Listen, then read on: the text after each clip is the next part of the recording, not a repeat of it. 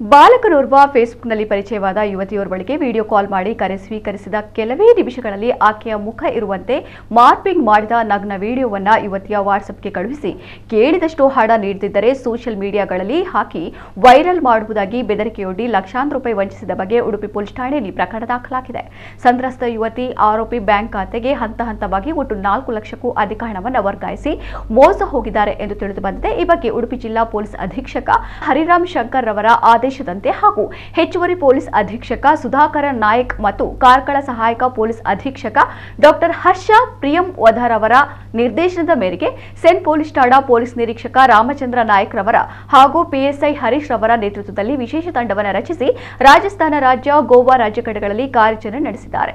ಆರೋಪಿಯಾದ ಕಾನೂನು ಸಂಘರ್ಷಕ್ಕೆ ಒಳಗಾದ ರಾಜಸ್ಥಾನ ಮೂಲದ ಬಾಲಕನನ್ನ ಗೋವಾದ ಮಡಂಗಾಂವ್ ನಗರದ ರೈಲು ನಿಲ್ದಾಣದ ಬಳಿ ವಶಕ್ಕೆ ಪಡೆಯಲಾಗಿದೆ.